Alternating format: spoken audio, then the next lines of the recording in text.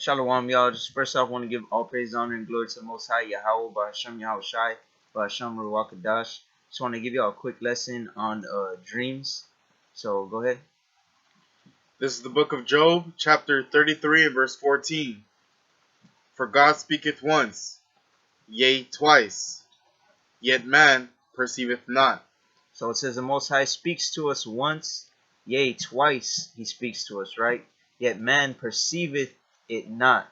So men don't understand, or men are not aware, conscious of, or realize or understand that the Most High is speaking to them, right? Go ahead. In a dream, in a vision of the night, So it says that he speaks to us in a dream, in a vision of the night. Go ahead. when deep sleep falleth upon men, and slumberings upon the bed. So Job is talking about the Most High speaking to us, right?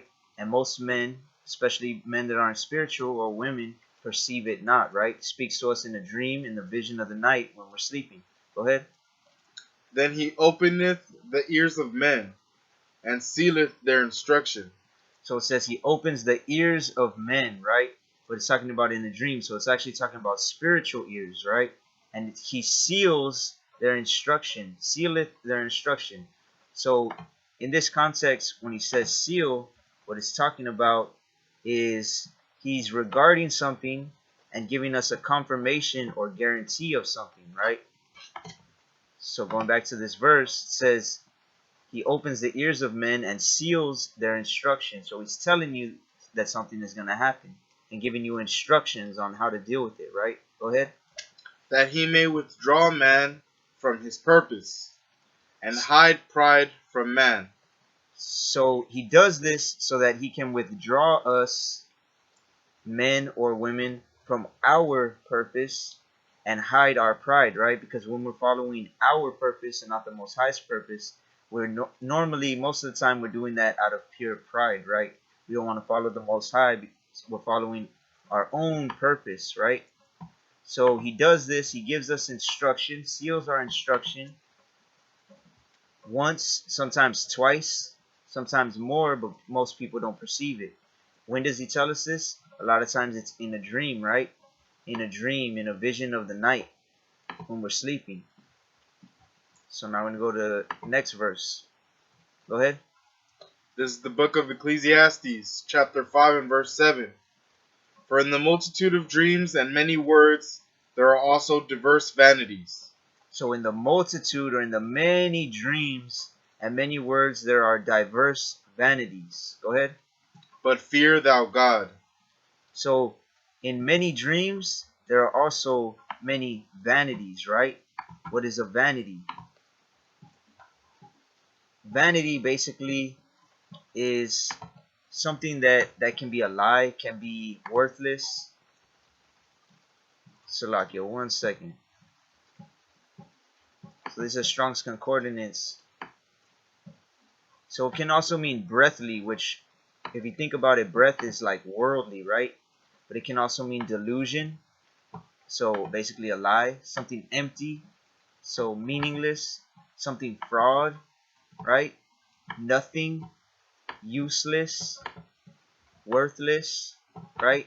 So these are all definitions of vanity, right? So if you use it in this context, it says, in many dreams, there's also many vanities or many worthless things, right? Sometimes we dream about things that are really worthless, right? But then what does it say here at the end? But fear thou God. But fear the Most High, right?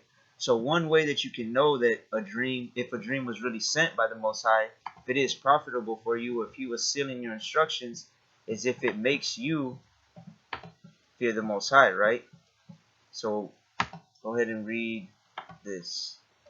This is the book of Ecclesiastes, chapter 12 and verse 13. Let us hear the conclusion of the whole matter. Fear God, and keep his commandments, for this is the whole duty of man. So the whole duty of man is to fear the Most High, right? Fear him and keep his commandments. So a good indicator that a dream is coming from the Most High, like it says here in Job, right? That he's speaking to us, a good confirmation of that would be if in that dream, in that multitude of those dreams, if that dream is making you fear the Most High, then that is from Him, right? Because the enemy is not going to put something in you that's going to make you want to follow the Most High, right? So go ahead and go to Sirach now. Go ahead. This is the book of Sirach, chapter 34, and verse 5. Divinations and soothsayings and dreams are vain, and the heart fancieth as a woman's heart in travail. So divinations and soothsayings will basically be like witchcraft or fortune telling, right? Things of that nature. And dreams are vain, right? So these things they're useless, right? Unless they were sent by the Most High. Unless the Most High is speaking to you in that dream, right? Then it wouldn't be vain, right? So it says, "In the heart fancieth as a woman's heart in travail." So it's saying your heart, which is your mind, fancies these things like dreams. A lot of people give into getting their fortune told and witchcraft and getting into dream reading and those type of things, right? Go ahead. If they be not sent from the Most High in thy visitation, set not thy heart upon them. So if this dream wasn't sent from the Most High in their visitation, right? Whenever they visit you, whenever these dreams visit you, if they weren't sent by the Most High, then you're not supposed to set your heart, which is your mind, upon them, right? Go ahead. For dreams have deceived many, and they have failed that put their trust in them. So why aren't you supposed to set your heart upon them? Because dreams have deceived many, right? And what does the word devil mean in Hebrew? Deceiver. Deceiver, right? So it can be one of the devil's devices trying to get to you, trying to deceive you, right, through different dreams. And they have failed that put their trust in them. So some people put their trust in certain dreams, like we were talking about the other day. Like my dream back in the day was I wanted to be an MMA champion, right? Because I had trained for about 10 years, and that was my dream. I would have dreams about them, and long story short, that ended up leading me astray, leading me away from my family, away from the Most High. So that dream didn't come from the Most High, right? So I shouldn't have been setting my trust in them, and that's why it didn't come to pass, right? So go ahead and read this one. This is the book of Psalms, chapter 119 and verse 62. At midnight I will rise to give thanks unto thee, because of the righteous judgments. So sometimes I know a few brothers and sisters that have told me they have bad dreams or they have sleep paralysis or things of that nature, right? And they wake up in the middle of the night. So my best advice to you would be to do this, right? At midnight, I will rise up and give thanks unto thee, right? So when you awaken from those things, you need to talk to the Most High, right? Talk to Yahweh Bashem Yahweh Shai. And one of the best things to do is this right here. Go ahead. This is the book of Proverbs, chapter 18 and verse 10. The name of the Lord is a strong tower. The righteous run to it and are safe. So the name of Yahweh, right? Anytime you see it in all caps, that in the Hebrew it was actually Yahweh's name, right? So it says the name of Yahweh is a strong tower. What is a strong tower? It's these towers that were at the corners of castles, right? So what does that represent then? Protection, right? They would have archers or even cannons, things of that nature, to coming out of them. So it represents protection. So saying the name of Yahweh is protection, right? The righteous run to it and are safe. So when you have sleep paralysis or bad dreams or things of that nature, the best thing to do is to run to the Most High's name and you'll be safe, right? Yahweh Hashem Yahweh Shai. So I know a brother was saying that he had sleep paralysis and it felt like a demon or a spirit was pounding on his chest. And the more he would say Yahweh Hashem Yahweh Shai, it just eased up until it was finally gone, right? So that's the best thing to do when you rise up at midnight, right? When you have these night terrors or sleep paralysis, whatever you want to call them, which they're really spiritual demonic attacks, right? This is the best thing to do is use that name of the Lord, Yahweh Hashem Yahweh Shai, because it's a strong tower, and run to it so that you can be safe. So, Salakia. This is the book of Joel, chapter 2 and verse 28. And it shall come to pass afterward, that I will pour out my spirit upon all flesh. So it says in these end days that the Most High is going to pour out His Spirit upon all flesh. Go ahead. And your sons and your daughters shall prophesy. Your old men shall dream dreams. Your young men shall see visions. So it says that your sons and your daughters shall prophesy, right? So the other day, my daughter actually wrote what she called a poem in like a matter of a couple minutes that was about Jacob's trouble, right? Which I'll go ahead and put at the end of this video. But it says, your daughters and sons will prophesy, your old men and women shall dream dreams, and your young men shall see visions, right? So in these last days, I know a lot of people that have been telling me and asking me if I've been having dreams, that they're having dreams about the end, about Jacob's trouble, about World War III, about the microchip, all those sort of things, right? So this is in Joel in the Old Testament. So now we're going to go to Acts, New Testament, and see how it backs itself up and goes hand in hand. Go ahead. And this is the book of Acts, chapter 2 and verse 17. And it shall come to pass in the last days, saith Yahweh. So it'll come to pass in the last days, right, which we're living in right now. Go ahead. I will pour out my spirit upon all flesh. He's going to pour out His Spirit upon all flesh. Go ahead. And your sons and your daughters shall prophesy. And your young men shall see visions. And your old men shall dream dreams. Right, so saying exactly what it says in Joel right here. Your sons and your daughters shall prophesy, right? Your sons and your daughters shall prophesy.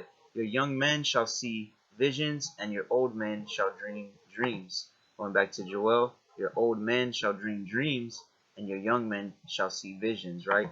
So it's basically the Old Testament and the New Testament backing each other up, even though some people will say the Old Testament is done away with, right? But really, in reality, we know that the Old Testament and the New Testament go hand in hand, right? But one thing I wanted to point out before we finish the video was it says, I will pour out my spirit upon all flesh, right? So I've seen even some, there was an older Edomite lady that was saying she was having dreams of the end, and that someone came back and he looked black, right? So it's saying upon all flesh. It doesn't say upon just Israelites, right? So we're going to go into the book of Daniel and give you an example of how the Most High has given dreams to non-Israelites as well, that concerning prophecy that was going to happen in the future, right? So go ahead and start on verse 1. This is the book of Daniel, chapter 2 and verse 1. And in the 2nd year of the reign of Nebuchadnezzar, Nebuchadnezzar dreamed dreams. So Nebuchadnezzar was the king of Babylon, right? So it says in the 2nd year of his reign in Babylon, he was dreaming dreams. Go ahead. Wherewith his spirit was troubled. So it troubled his spirit, the dreams that he was having did, right? Go ahead. And his sleep brake from him. And his sleep brake from him. He couldn't sleep, right? Because his dreams were troubling his spirit, and his sleep brake from him, right? Go ahead. Then the king commanded to call the magicians, and the astrologers, and the sorcerers, and the Chaldeans, for to show the king his dreams. So they came and stood before the king. So the king commanded the magicians and astrologers and sorcerers and Chaldeans, all these other people, right, to show him his dreams, to show him what his dreams were. Because if you read on in the chapter, he doesn't even remember what his dream was, and then he also wants the interpretation of them, right? So go ahead. And the king said unto them, I have dreamed a dream, and my spirit was troubled to know the dream. So he dreamed a dream and his spirit was troubled. He wanted to know what the dream was, right? So go ahead and read another verse. Then spake the Chaldeans to the king in Syriac, O king, live forever. Tell thy servants the dream, and we will show the interpretation. So they told Nebuchadnezzar, tell us the dream and we'll tell you the interpretation, right? Go ahead. The king answered and said to the Chaldeans, the thing is gone from me. So he said it's gone from him. You know, when you wake up sometimes and you can't remember your dream, that's what he's saying. Go ahead. If ye will not make known unto me the dream, with the interpretation thereof, ye shall be cut in pieces, and your houses shall be made a dunghill. So he said, basically, I'm going to kill you and destroy your houses if you don't tell me what my dream was, right? So go ahead, one more verse. But if ye show the dream and the interpretation thereof, ye shall receive of me gifts and rewards and great honor. Therefore show me the dream and the interpretation thereof. So he said, remember, he doesn't remember the dream, so he said, therefore show me the dream and the interpretation, and he will give you gifts and rewards and all these things, right? So now to just paraphrase over these next few verses, nobody knew what the dream was, right? So he basically said he was going to kill everybody for not being able to interpret the dream, right? So then Daniel, which was in captivity in Babylon, um, was given the opportunity to interpret the dream, right? So go ahead and start on 19. This is the book of Daniel, chapter 2, and verse 19. Then was the secret revealed unto Daniel in a night vision. So then the secret thing, right, was revealed or shown to Daniel in a night vision, in a dream, right? Go ahead. Then Daniel blessed the God of heaven. So then he blessed the Most High of heaven, which in reality is what we should be doing when we have dreams, and he reveals things to us, right? Go ahead. Daniel answered and said, Blessed be the name of God forever and ever. So then Daniel said, basically in Hebrew, he would have said, Barakatah Yahweh, right? Which means bless you, Yahweh. Go ahead. For wisdom and might are his. Go ahead. And he changeth the times and the seasons. He removeth kings and setteth up kings. He giveth wisdom unto the wise, and knowledge to them that know understanding. So the Most High gives wisdom to the wise, knowledge to them that know understanding. He removes kings and sets up kings, right? Which is why Donald Trump is in office right now, and which is why he might be removed, right? Go ahead. One more verse.